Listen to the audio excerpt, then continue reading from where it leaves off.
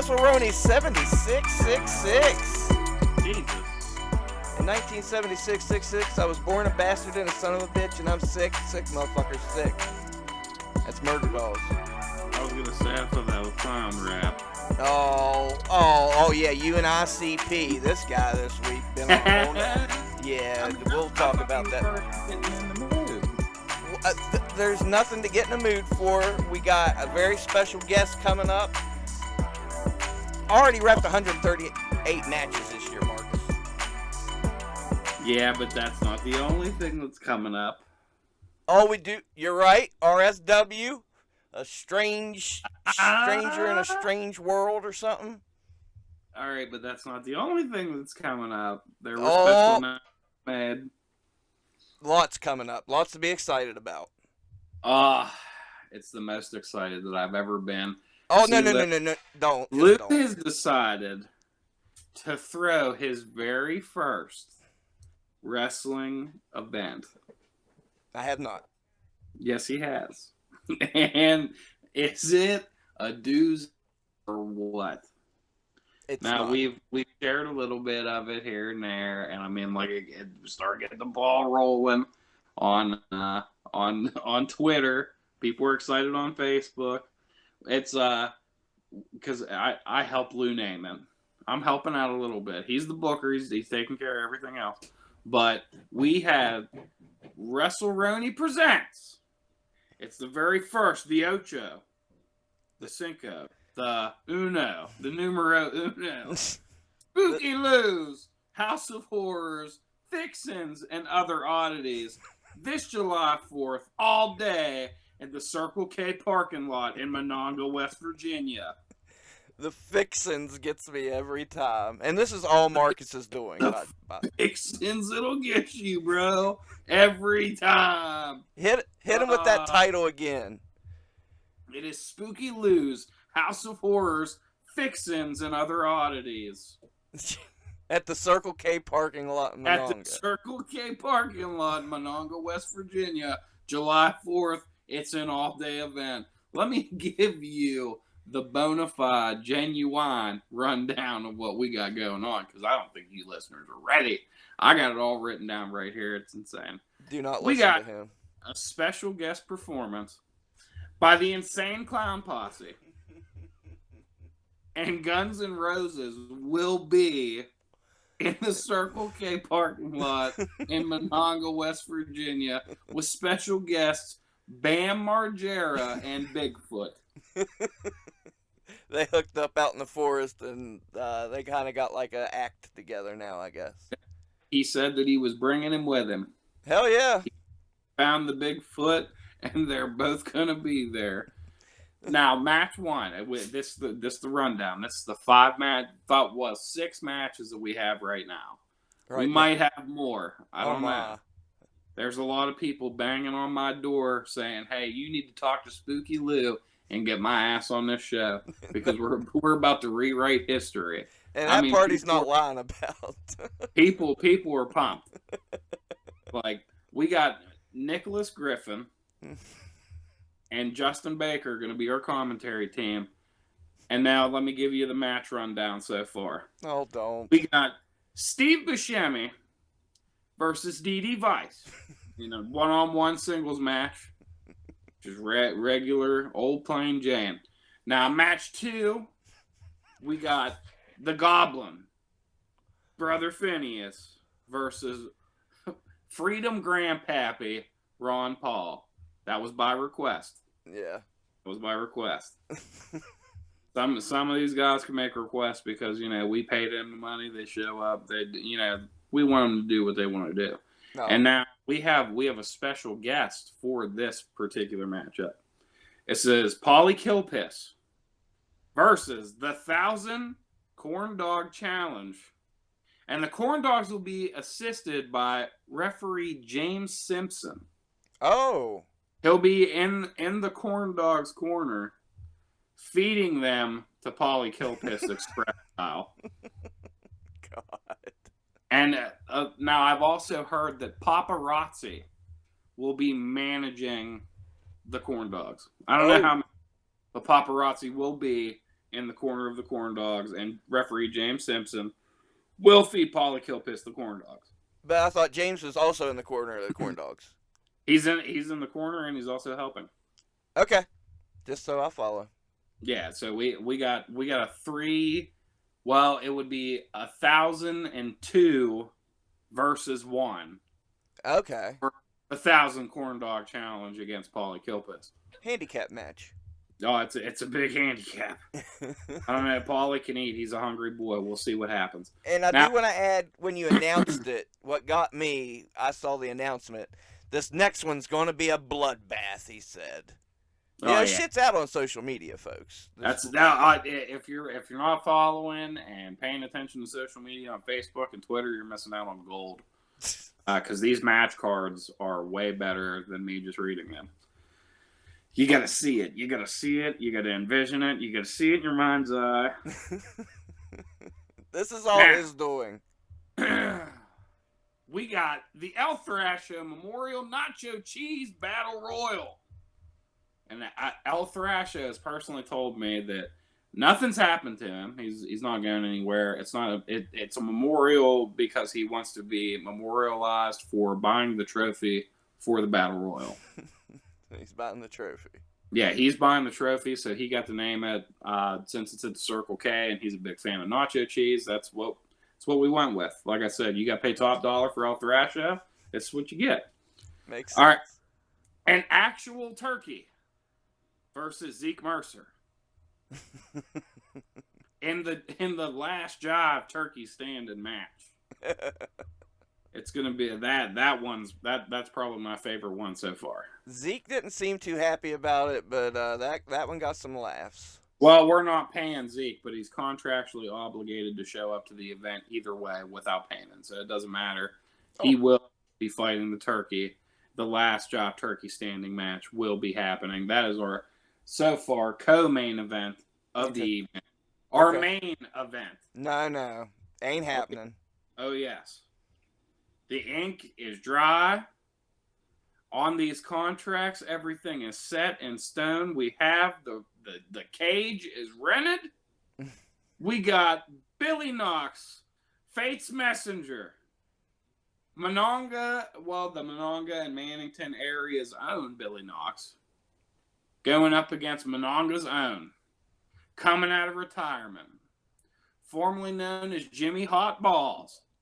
We got Spooky Lou Carbonbarker going up against Billy Knox in the Polar Pop cage match. Fuck. I don't want to. That's going to be a doozy. It's not happening. If you show up, you better have some hot balls and you better have some fucking piss and vinegar in you because you ain't going to want to miss this. You might have paid for the whole seat, folks. It's $10 a ticket, but you're only going to need the goddamn edge. You're going to get me banned from Circle K, and that's where I get my cigarettes. It's the cheapest place to get my cigarettes, my energy drinks. Hey, they reached out to me. Oh, they did. And they said there's a free Polar Pop with the purchase of every ticket. So $10, you get you a free large Polar Pop. Yeah, they'll have roller dogs flying out all day. This motherfucker tagged Steve Buscemi. He tagged Oscar Mayer on Facebook. I have to tag our sponsors and our talent. Guns N' Roses. He tagged Guns N' Roses. They're there. Slash called me yesterday. All right. Our guest is waiting. You're a maniac. It's not happening. You just better prepare. You better be well prepared for this one. Oh, my. I know if I were you, I'd be hitting them sit-ups and running up and down that hill to that Circle K and trying to make some friends. Hunter Hagee about to join us. Referee Hunter, man, dude's everywhere. Wait till you meet this cat, Marcus Twist. I'm pretty at him before. Okay. He's refed RSW, PWL, currently down Jimmy Valiant's Boogie Woogie School. That's not what it's called. He'll tell us what it's called. Boogie Woogie Man, though. Uh-oh. Here we go. Referee Hunter, how we doing? We doing good, brother. How are you? Good to have you. Good to be on. Hunter Marcus Twist, Hunter. Marcus, pleasure to meet you. I think we've ran into each other at a show somewhere. I was gonna say I'm pretty sure that we have. I'm not exactly sure where. Did you do the RSW versus PWL show? I think. Yeah, it was Yeah. us versus Benny Connolly and Willard Storm. Yep. Yeah. I was probably either the referee or at least in the back for that one. Yeah, so I can't wait for Willie to grow up because his name's going to be Dick Storm. I'm really excited for that. But that's old Stormy Will. Stormy Dick Storm, by God. Glad to have you. I was just telling Marcus, you've refed over 138 matches so far this year? Yeah, just this year. I started, so May 14th will be 1 year being a referee, and I'm at like 261 matches or something like that total. Oh, wow. Yeah, done a lot. Wow. Okay. We're going to get to the backstory and everything. It blows my mind. You're told him you're currently working with Jimmy Valiant down at the school. What's his school's name again? Boogie's Wrestling Camp, BWC. Yeah, tell us a little bit about that. Let's go ahead and jump into that. What's it like working down there? Man, it is a very unique experience. I've been going there for probably around 7 or 8 months now. I started out with PWL and with Aaron and Benny, and I went out, and the first time I went, I got there a little bit later in the day, and I just checked the place out. And they've got a Hall of Fame museum, so I looked through the memorabilia and all.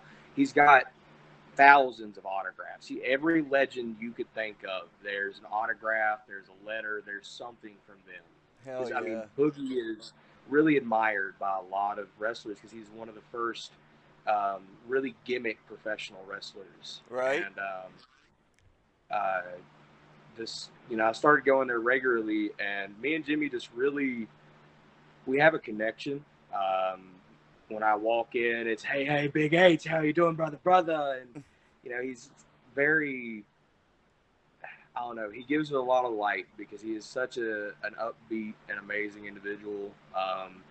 If you look at the Jimmy Valiant you see on TV versus the Jimmy Valiant you meet in private, it's so different because you see him on TV and he's, big and he's full of energy and he's going crazy, and then you meet him and it's like somebody slipped him a Xanax.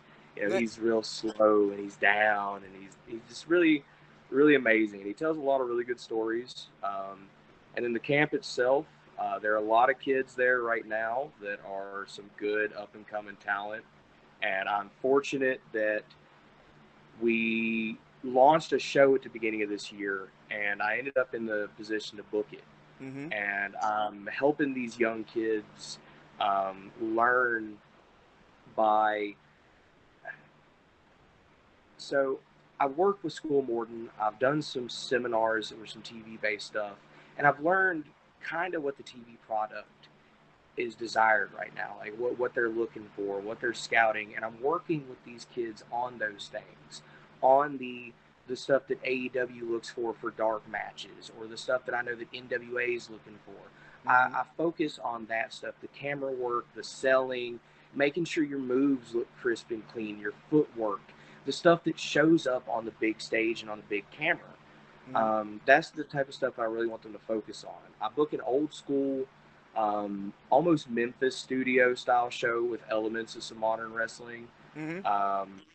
We do some really interesting storytelling. We've done dusty finishes. We've done powder finishes. We've done a lot of old school fun work. We've got Legend and Harley, Legend Woodall and Harley Hathaway right now in this feud, and they just had a last man standing match, and man, they tore it up. It was a double count out finish, and those kids left everything in the ring, beat the living snot out of one another, and they've done really good telling the story leading up to it, and they've made me really, really proud to be able to show them because they're both young kids with a lot of potential, and it really helps. That's cool. Have a platform to do stuff on.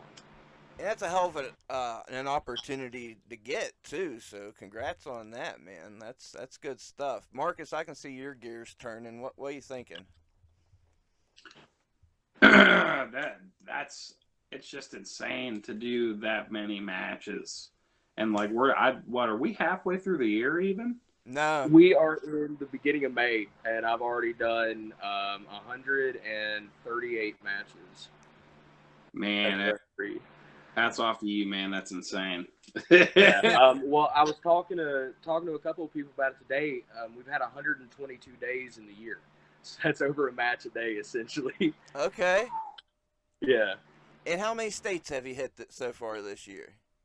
I've done 5. I've done Virginia, North Carolina, Tennessee, West Virginia, and Ohio. I'm looking at some opportunities to branch out a little bit further. I'm in talks with some guys up in Pennsylvania, and had some Kentucky opportunities, but I just haven't gotten my license down there yet. It's a little bit more complicated and more expensive and a pain in the butt. Well, and it sounds like the plate's pretty full anyway. That's something to look forward to in the future. Oh yes, I'm excited to go wherever. I just went this past Saturday and worked for the first time for a new company, and that's my favorite thing to do is to go somewhere I've never been before and get to experience a new locker room and get to be around new people. I went and worked for the Foothills Wrestling Alliance in King, North Carolina, and Okay. we had a really fun card that night. Some really good matches. The main event was the Foothills Wrestling Alliance heavyweight champion, which is our head instructor from BWC, Mike Mars, against the AIWF heavyweight champion, Ty Tyson. And those guys just beat each other up. It was a fantastic match. Yeah. Uh, so something they'll be doing again in the future, I presume. Then. I'm hoping to get down there more. I'm hoping to get around with them more. I'd like to bring either Ty up to our camp or bring Mike down to AIWF and get them again because Mike's our champion at Boogie's. So I'd like us to get a redemption shot because, I personally don't agree with how the match ended. I can't spoil anything until the match is released. But I don't agree with some of the things that happened. So I'd like to see a redemption for Mike against Ty and see some things get handled. I got you. Okay. Well, something you guys were both talking about earlier that I'm kind of curious about. Recently, PWL and RSW have had a couple cards together, a couple super cards. Pretty cool shit. You guys worked one of the first ones. What can you both remember about the experience? I'll start with Marcus. We'll go back to Hunter on this one. I would say, I mean, because there was a point in time where RSW's school was vacant as far as a trainer went, and there for a while, whenever I was doing my training, we had Benny Connolly had filled in quite a few times. Okay. Whenever I came in to the business in 2020, Benny was the man. He was the RSW champ. He was putting out all these great matches. He was the standout guy on the roster. And I remember I wasn't going to do the show until I heard that there was an opportunity to wrestle somebody that I admired and that had helped train me. And I went like way out of my way to make it work. Okay. So that match like meant a lot to me to be able to, go down there and show off like what I had learned since I had seen him last and been in the ring with him last. And we got to work a bunch of different, like our chain wrestling and some of the things that we did and show off the athleticism and like be entertainers together. And it was a match that I really appreciate. That was a good time. Their roster are all top-notch guys. I've worked with a ton of their guys probably over and over again over this past like 2 years. I would like to go back to again. I know that there's probably plans in the future for that event, for another event like it to happen.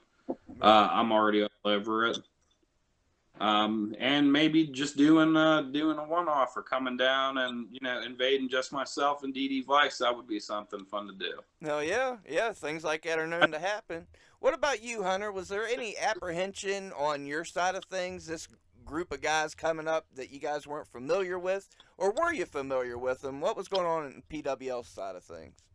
Well, most of us within the locker room, outside of at this point, I think I have a notebook that has pretty much everything I've done in it. And, I look back and I was really early on into doing stuff. So I was still young, dumb, and stupid in the business. So I was kind of watching things. And I do remember there wasn't really any apprehensions because we kind of have not quite a shared locker room, but a lot of the guys are already mutually in a lot of the same places or work with one another. So we know each other. And it's more like in high school when the rival football team comes in, who's going to put the better show on? Who's going to look better at the end of the night, in my opinion, as terms of rivalry and competition? Not, it's more of, just trying to show off, especially like, for us in Bluefield, that's home turf. That's our, essentially that at that time was our home base for everything. So our guys really went out there that night. And I've got, if I remember correctly, that was the night Circus of Pain split. We told some story with them. You guys had come in, and I think that was Aaron West versus Remy in the main event. And that nice. Was a great match. I'm sure. There was some really fun stuff from that show, and we really had a good one. And then the one at the mall, that show was amazing. Yeah. That really kind of set a precedent for how the mall was going to be. That was Those first couple of mall shows, and essentially all of those mall shows have just been just through the roof. Yeah, they're all super special in their own way. That was the first show that I come up to, and I was damn impressed. That was a fucking good time. Talking about good times, this question popped into mind. What's been your favorite match so far that you refereed? Oh, that's a good question. That's one that actually I've been thinking about a lot lately with, my 1 year anniversary coming up, because I've been thinking about, I've got, like I said, a notebook that has every match that I've refereed in it. I keep track of everything that I do and everywhere I go. And really, do you want the best athletic match in terms of wrestling, or do you want the best match in terms of emotional and Both. how I felt with it? Both. Yeah, you should. Pure emotion, Cyclops versus Benny Conley. Woo, there you go. Thank you. The heavyweight championship match, the mask versus title. Man, Benny was the guy that gave me my first bumps in the business. I know Cyclops behind the scene. I've been back in the Unknown Holler, and he's given me a lot of advice. Both these guys have really, helped me a lot as a referee and as a worker. And being there for the story, the build-up, and then that main event, man, was a once-in-a-lifetime experience. It was something else to be there for that emotion and that feel in the air and being inside that ring for all 20-some minutes that we were out there. It was insanity. Yeah, that's why I made it the main event for Saturday Night Shoot Masters. That was truly a special happening. If you guys haven't saw it, episode 1 of Saturday Night Shoot Masters, watch it till the end of the show. Watch this ovation and this emotion. Holy shit. It's one of the, I've never experienced that in any other match that I've been in. There was so much, with that crowd and it being, the true home of Cyclops and his family. And, it was just intense. My daughter pointed out to me that Cyclops' daughter in the front row, when the 3 hits, she falls face first on the floor. She's on her knees and just goes face first onto the floor. Yep. It was very, very intense. No doubt. Marcus, you saw the footage, didn't you? Yeah, I watched the entire thing back, man. There's certain matches that I've watched back and I've been like, man, I wish I would have been there to see it live. that the experience just sitting here and watching at home, a lot of emotion, a lot of back and forth. The crowd's electric the entire time. It would have been nice to be there in the crowd. Like that's one of those ones. Damn, I should have made that one. Like it was good. That was I was so I can't I was so fortunate to be there and we captured it. Hell yeah. It's there forever now, by God. We got that motherfucker. Yeah. What about as far as athletic match? What was your favorite athletic competition? So I worked. God, that is actually kind of a hard one now that I really think about it, because there's 3 or 4 that come to mind. Okay. One of the best, and it's, in my opinion, probably a little bit underrated because I don't think it's been covered much, because I think it's on our YouTube channel. Sid Meier's versus Huff Manley is kind of a sleeper match in terms of, you know, they did a lot of really good work out there. And for Sid, I don't know, from the outside looking in, knowing, you know, Sid has that gimmick and he's the more laid back dude. Him and Huff went out there, man, and there's a spot where Sid comes off the top and eats a super kick from Huff Manley, and it is reminiscent of Sheldon Benjamin taking the one from Shawn. It's just so well put together. Almost anything I've worked with Huff is some of the best stuff. Huff Manley is an amazing wrestler. I've been in there for a lot of Kincaid matches. I was in there for Kincaid versus Vance Desmond. Okay. Those 2 guys, you want to talk about an insane match? I'm sure. Just absolutely beat each other up and did it technically the whole time. A lot of Benny's work. Most of the time when I'm in there with Benny, I'm seeing things I've never seen before because he just does things a little bit differently, and I love it. Mm-hmm. Yeah, all those names I knew you was gonna mention Huff Manley, Benny Conley. I saw the names coming before you even said them, because you're lucky to see that stuff up close. Best seat in the house, man. Up close and personal, the third man, brother.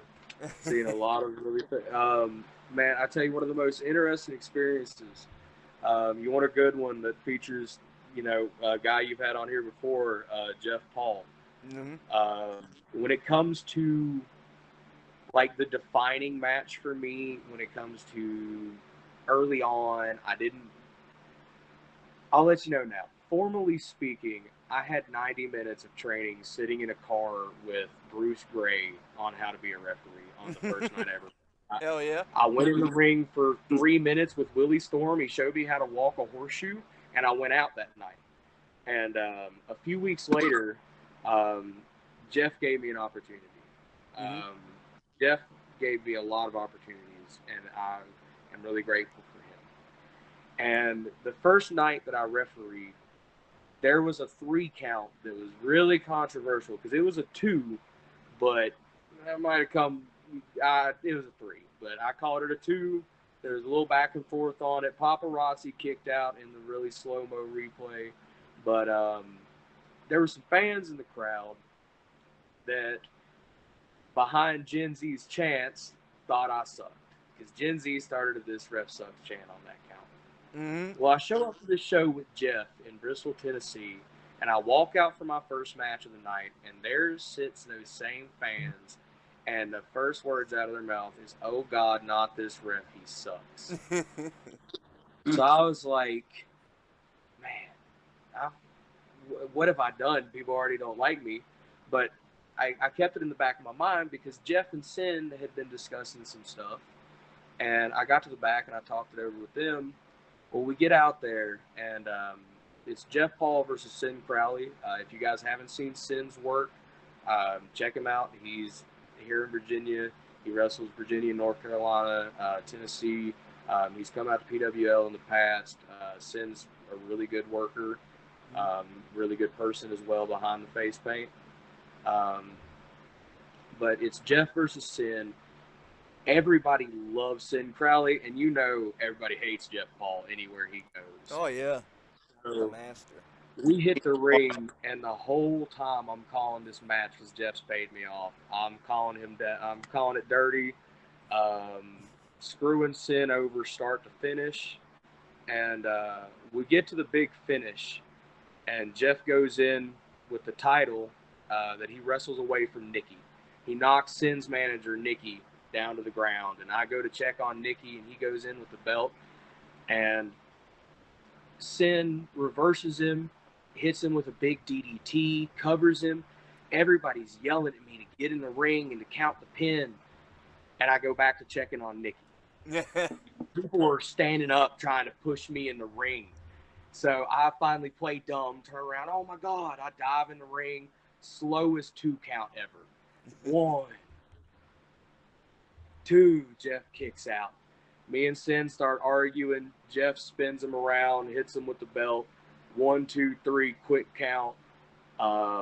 Dude, the people were on their feet, and I raised Jeff's hand, and I have this moment where, like, it almost felt like the 80s because I'm like, man, we gonna get chased out of this building. Hell yeah. And here comes Reggie, and Reggie comes running. Reggie Cassidy, Mr. 123, he comes running from the back. He overturns the decision, throws me out. I throw this big hissy fit, and I go to the back. And that was the night that I'd questioned whether I wanted to be a referee or not, and how much I really wanted to put into it. And that night made me want to come back more and more and more, because that was just such an experience. Because that's probably maybe not even 6 weeks, probably my 3rd or 4th show. It's probably a month into refereeing. I get to go out and have this wild experience. It got me hooked and addicted to this. And now I've had the pleasure of being in there with so many amazing wrestlers. You know, I've called an NWA Junior Heavyweight Championship match. I've been in there with Brian Pillman, Hernandez. I got to work a match where one of my childhood idols was on the outside. I worked with Chris Harris in Tennessee. Hell yeah. Wildcat Chris Harris, America's Most Wanted, was my favorite tag team as a little kid. And I got to work with Chris Harris, and that's just, you know, a dream come true, man. I never would have thought that I'd have an opportunity like that. Yeah, man. Hell yeah. Couldn't be happier for you. It's good stuff. And I'm glad you gave Jeff Paul his due. A lot of people think he's a shithead, but he's our shithead, I guess. He's the greatest. Jeff and PWL gave me my first opportunity in this business. Benny gave me my first bumps. When I became a referee, Jeff was the one that called me and got me my first bookings out of PWL. He got my foot in the door in a lot of places and has really helped my early career, and I owe him a lot. Hell yeah. Hell yeah. That's why I put up with him on the weekends. God bless you, man. God be with you. And Marcus, you've tangled, you know, Jeff Paul, Benny Conley, the gang down there at PWL. What kind of opinions can you share with the listeners as far as this crew goes? I mean, I sang Benny's praises already. I think the world of Benny. From what I see from the rest of the crew, I know that the Rhinestone Cowboys come from there. We've gone up against them, which is what Johnny Duff and Willie Storm. I've gone up against Willie a couple times now at this point. I've got to see DD Trash do their thing with Mount Kilpiss. I think they defended the belts at that RSW Invasion show. Yeah, I remember that one. I would love to work with them at some point.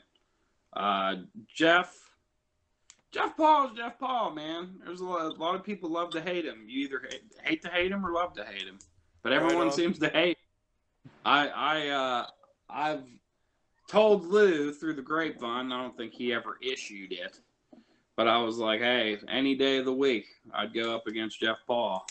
I issued the open challenge whenever we did his episode of the pod. I ended up not being able to make it for one reason or another, but I don't think Lou ever told me scared of him. But I'm not scared of Jeff Paul. And I'll tell you right now, DD Vice ain't scared of Jeff Paul. So the Jeff Paul World Order wants to go and tangle with Saturday Night Special. We'll do it in any state, anytime, anywhere. Well, I was going to say, JCWO's got the tag titles at PWL right now, so yeah, it'd be interesting. Hey, that'd be a banger. Yeah, it would. There ain't nothing in between us and them but air. And I just sucked up all the air, baby. Well, you didn't book him for this big Circle K show you're out there booking. Why don't you just add that to your craziness? Well, that's your show, Lou. I can't take your glory and No, just you've book been doing for everything. What kind of person would I be if I help you booking and I book myself? I'm not even on the show. Lord, we're not going to get into all that. I apologize. Yeah, Especially, lose a glory dog. It's okay. yeah, oh yeah, that's what I do. That's what I do. It is. I tell you what, let's bring up RSW, why don't we? We've been singing PWL's praises and other places' praises. You've refereed a few matches here in RSW. What's the experience? What was the experience like for you? The RSW experience, if you will. I've enjoyed some work for sure with them. Definitely a different locker room vibe. Very intense, I guess would be the way to put it, because you have Billy Knox walking around like a fucking silverback half the time. Yeah. So like, you never know what's gonna happen, and it's very fun though. I love Tim. Me and Tim got thrown out of a balcony together. We weren't supposed to be up there. That's a story for another day. Oh. But yeah, no, I love it. I worked that show, the one up in Parma with AIWF Great Lakes when they folded AIWF Great Lakes and RSW took over, and that was a very fun night. That was the Fatal 4-Way with Benny, Theo, Billy, and Isaiah Wolf all in it. Ruthless Lala on the outside. That match was, one of the best matches I've worked in terms of multi-man, because multi-man matches are very interesting to work as a referee, and theirs was one of the best that I've ever been in the ring for. Hell yeah. Yeah, like Man, how said, about that? El Thrasher, Zach Myers opened up that show. El Thrasher is a specimen. What an alpha male El Thrasher is. I wish you could have been around to be there to see it live. I'm telling you, we've never been in the same place, but I would love to shake that man's hand. He'll be in Monongo on July 4th, so I hear, and that's what I heard. He's running against Tim. Me. Huh? El Thrasher called me, and he said, I'm going to buy this trophy. I want a battle royal. I want it to be a memorial for me, but I want to be around so people sing my praises. Before I get to be memorialized, I want to be pre-memorialized. And that's why El Thrasher is doing the Nacho Cheese Battle Royal on July 4th. July 4th, the same day that RSW has a show in the same town. So Hey, I don't know. You picked it. Fair enough. You was talking about how the 4-way was a bit of a challenging match. What's the most challenging match for a referee, or the biggest challenge you've had personally? So I haven't been in one yet, but if any of the other shenanigans I've been involved in, I could imagine a 4-way tag team match would be pretty rough. A regular tag team match gets shenanigans, especially, we mentioned DD Trash. When Ron's running up and down the apron, you're having to, chase him back to the corner, and you got Bruce being sexy Bruce. You're having to deal with 100 things at once. The more people, the crazier it gets. My favorite matches to work are hardcore stuff, no DQ stuff, because I'm just there to make the pin or to stop somebody. It makes it a little bit easier, but those also get really interesting sometimes. I've held ladders. I've held tables.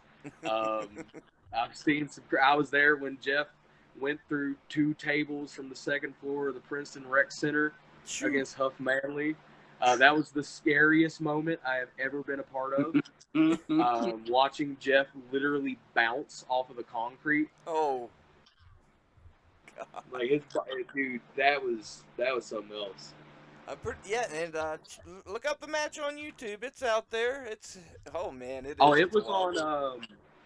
was on Nick Gage's MDK page that shares all the crazy highlights. Like 2 different angles of it made it on there. Oh hell yeah! Okay, I'll have to dig that up. That's good looks.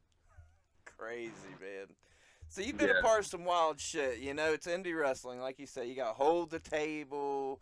Not outside of matches, even. What's some other things you just gotta do in the heat of the moment? Make shit work. It's live wrestling. Can you think of any other examples? So I won't name any particulars in this. It's one of my favorite stories. I was working a show in a strip club in Tennessee. It's already a crazy enough experience. But I'm working the strip club show, and my buddy is the first one that gets in the ring, and he's like, "Hey, Bubby, I'm about half drunk." And the other guy gets in, and everybody's having a good time, and it's a great match. I wish there was footage of it, but it's a strip club, so we don't have any footage. They're having a great back and forth exchange, and my buddy does this move where he'll flip across people's backs, and he did it, but when he landed, he twisted his ankle, so he fell. And I caught him with one arm and threw him back up to his feet because he fell straight into me in the corner. And I threw him back up to his feet, and he turned right around into a lariat and took the guy's head off. It looked planned. It was the most on-the-fly, accidental, cool shit I've had happen in a match. Damn. Yeah, I wish there was footage. That sounds dope. Yeah, dude, it was nutty. That was a very interesting show to work, to say the least. It was like a dozen fans and about 10 strippers in the crowd. And, dude, I watched 2 strippers fight over who was going to hold a chicken. Hold a chicken? And that's not a joke. Yeah, we had a live chicken at the strip fight? Listen, man, when you roll with the Amish, you see some weird shit. Don't get me started on Amish. You ain't got enough time for me to talk about that. Especially the Amish that frequent strip clubs. My goodness. Okay. I'm telling you, I have been in some interesting stuff to be, a year into the business. I've seen a lot of crazy things. You've seen some shit. I've met an Amish strip. Do what? I've met an Amish strip. Yeah. Oh, yeah. That's the thing. Rumspringer. I'd honestly love to do that show again. I hope we do it this summer. That sounds dope. Marcus. Hell yeah. We need to find somebody willing to put it in Southern X. I feel like somebody's going to catch something there. There you right. Keep the Lysol on hand. I learned that trick over the past weekend or so. Always have your Lysol. Marcus, as much as you've been a dastardly villain in your days, I'm sure there's some referee question, a question you would like to ask a referee. Now's your opportunity. What would you like to ask a professional wrestling referee? You only get one shot. Make it good. Yeah, I know. That's what I'm thinking. Okay. It's fair. Okay, so...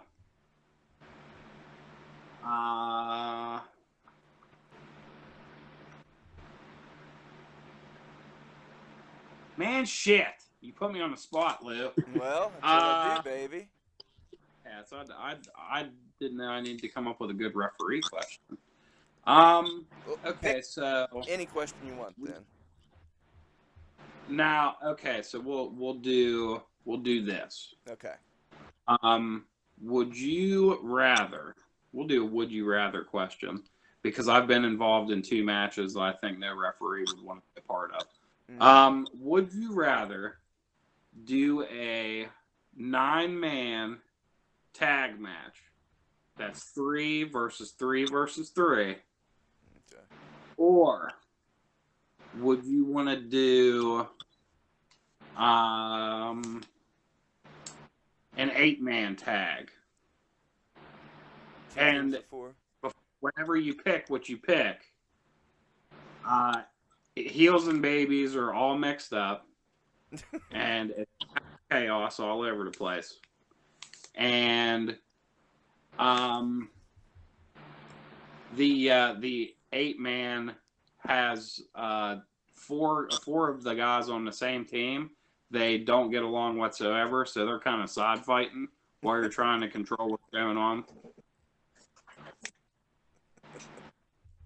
So I'm a challenge guy, and personally, the 9-man 3v3v3 sounds like it would be a very interesting thing to have to do. I think when it comes to those multi-mans, like I said, it just adds an additional element because you're having to account for more and more bodies and keeping your eye, especially if you're doing a traditional rules tag match, you're having to actually follow and pay attention to so much. AJ Kazana is a guy that I've worked with that gave me some really good tag team advice and how to enforce rules as a referee, and that's a thing that I really try to stickle on, and that's why I like the challenges of multi-man matches like that. It gets a lot harder to maintain that order, but at the same time, like I said, I love a good challenge.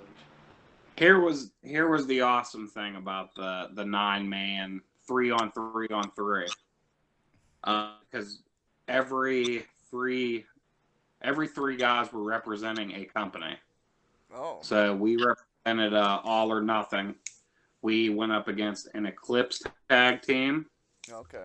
And I believe the I forget what company the third team was from. I believe Asylum Pro. Okay.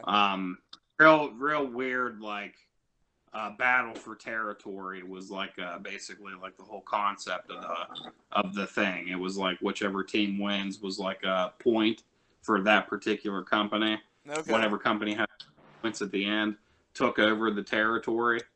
Nice. So really interesting concept for the show. Really poor decision making by putting, because Saturday Night Special were baby faces at All or Nothing. They put us with Sledge Gibson, who is a heel. So once he got tagged in, he wanted us to cheat and do all this dirty shit, and we were just like, nah, man, we're hanging out. He'd go for the tag, and we'd just be like, nope. And then we were sitting there talking to each other, watching wrestling, talking to each other. He got tagged out eventually, and he was like, man, what you guys' problems? And then we almost beat him up. So it was a good time, but there was a lot of chaos in that one for sure.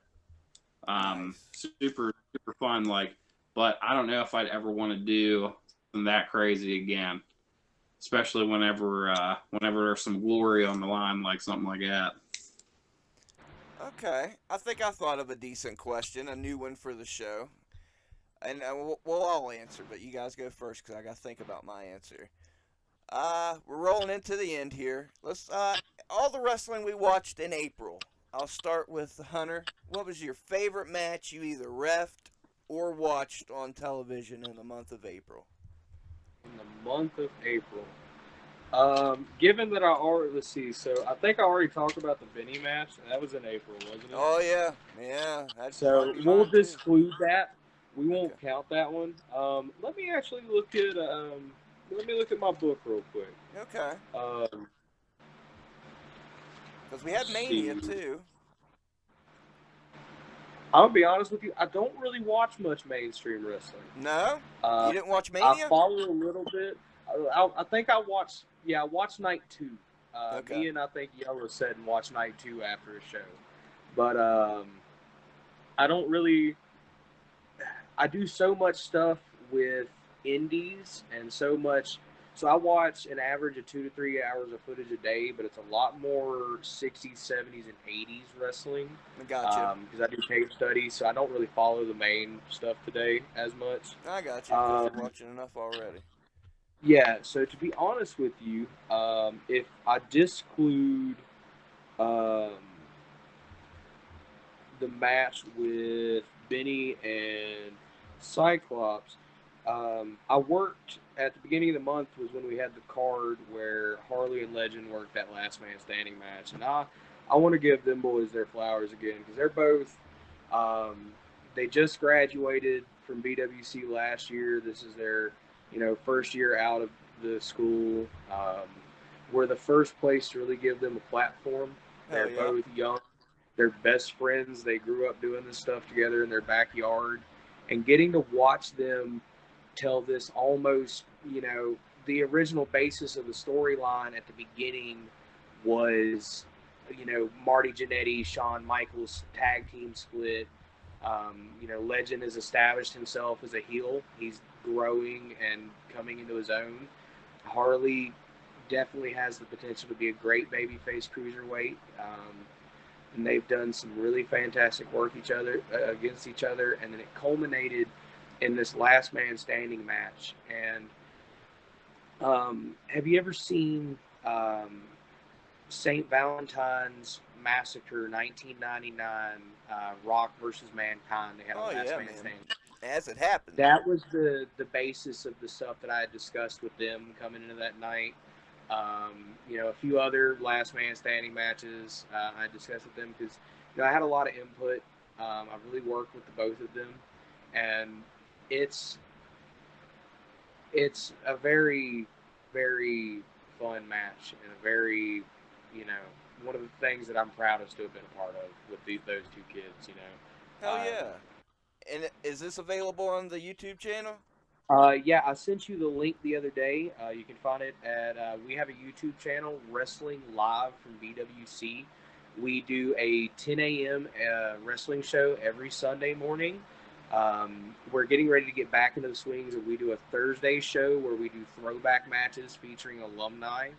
And we also do a show on Saturdays, BWC Worldwide, where we cover our students, instructors, and alumni, and other promotions like NICW, FWA, and a few others. Nice. I dig it. Definitely be checking it out. And for the folks watching that want to catch that match, do you remember the air date or what episode it was? It would have been one of the last 2 or 3 episodes. I'd say it would have been episode 15 or episode 16.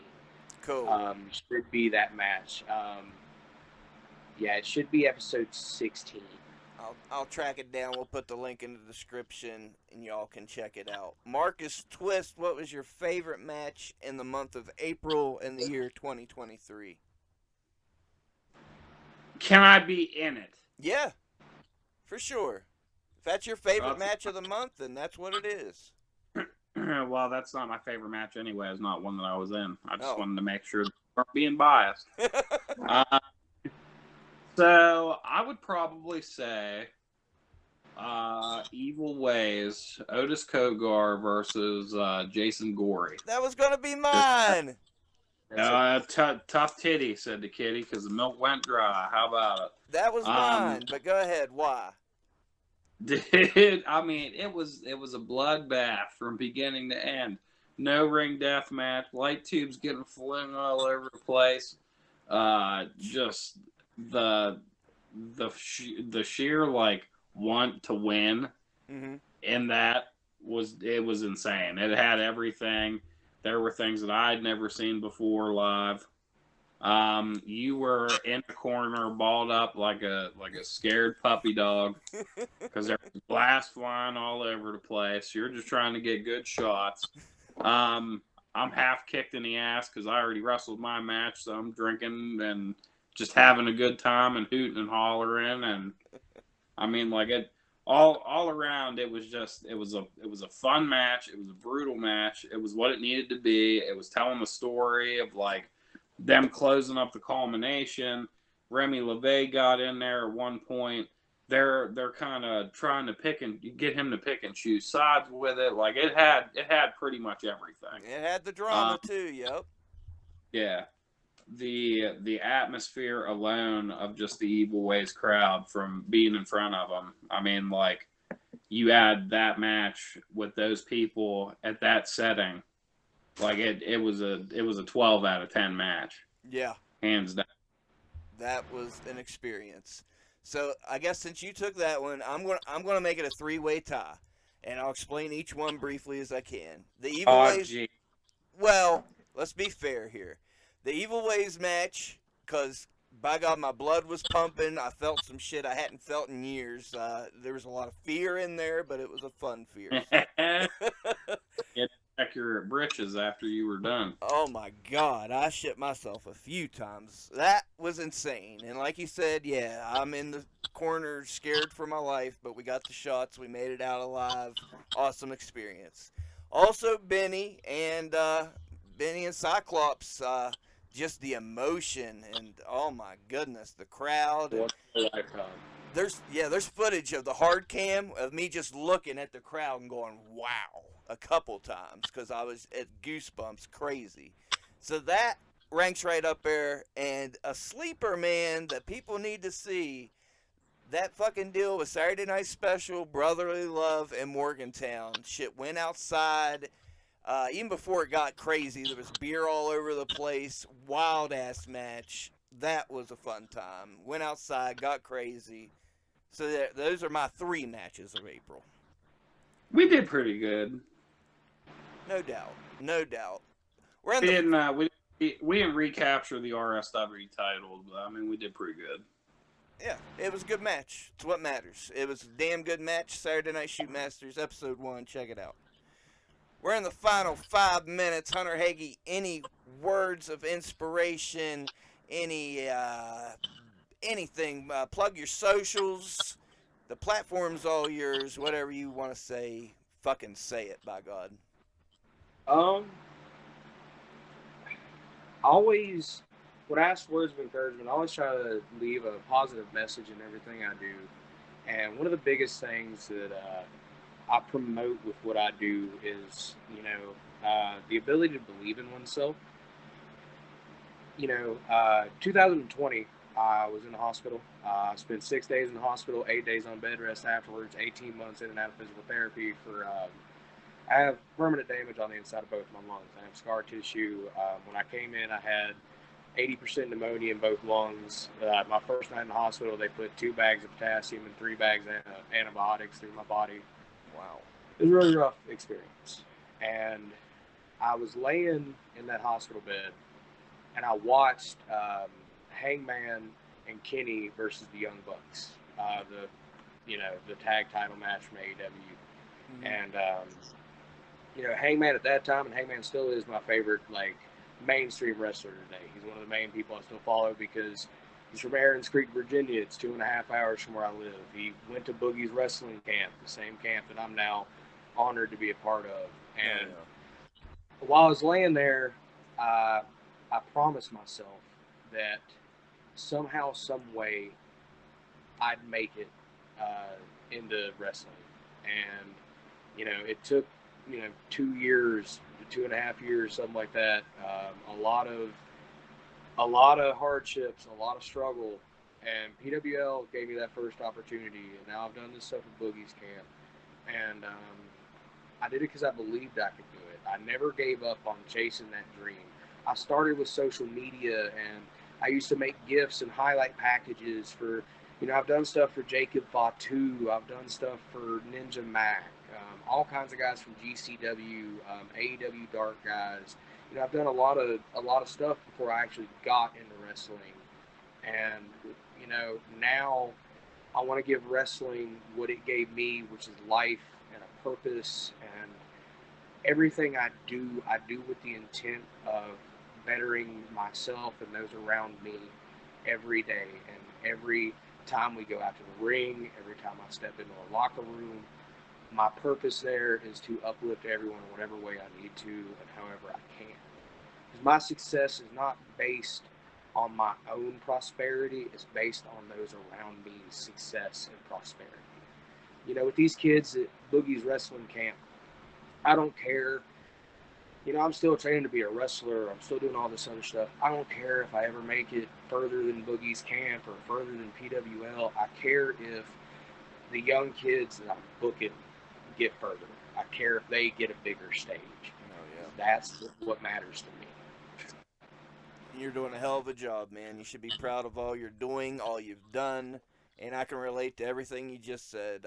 As long as I can put a spotlight on these guys and everything, that's what it's all about. You're doing your part out there. We're fucking proud of you. Any last words from you, Marcus Twist? Just the normal last words from me. Make sure you follow WrestleRoni on all major socials and on YouTube. If you don't watch it, you're gonna miss it. Check out Saturday Night Shoot.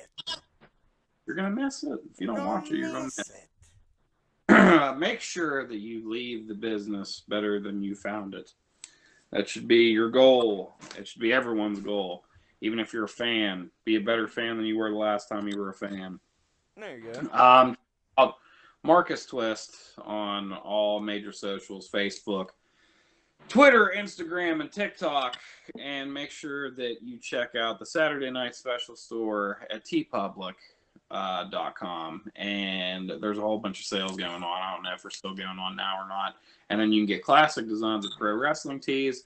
And then WrestleRoni's got their own TeePublic store, and I'm pretty sure that we just had a Saturday Night Shootmaster shirt drop. Yup. So, I mean, it might be time to look it up, especially for sale. Save you a little bit of money and start supporting the boys. Get off your asses and support the boys. Save the That's rats. how we continue to do what we're doing for you guys. You help us out. You scratch my back, I'll scratch yours. I even have this back scratcher I've been playing with the whole time. How about it? Another wonderful episode, Hunter. I can't thank you enough. You're killing it. I've been dying to have this interview. It's been had. It was wonderful. Y'all know I appreciate. Go ahead, my man. I'm sorry. Catch up, Sweetie. I appreciate the opportunity, brother. You are one of the people that I'm glad that I've met in this business in the last few months, man. Your platforming, your camera work, everything you were doing is top notch, and you should get your flowers regularly. You are a fantastic worker and a good part of this business, brother. I appreciate everything you do for myself and everyone else. Thank you. I thank you. I thank you. And likewise, like I say, that's why we're doing this interview now. I said, this shit is overdue. One of my favorite people I've met as well. So to the listeners, man, if you got a little interest for this wrestling thing, go out to an indie show, see what you think. You're going to fall in love. You're going to make new friends. You're going to meet great people. You might even live your dreams. Just, it's what you make of it. Just know that. Believe me. Bust your ass like Hunter. Bust your ass like Marcus Twist. Bust your ass like fucking Spooky Lou. No, I am not having a Circle K parking lot show, but there's other Yes, I'm he repping it. Yeah, Yes, he is. I love y'all. Thank you for everything. Thank you for the awesome premiere on Shootmasters. You guys are the best. We'll keep delivering as long as you keep watching. It's been WrestleRoni. Treat each other with kindness. Live your dreams. Don't take no shit. Leave the fucking business better than you found it. We love you. It's been another one.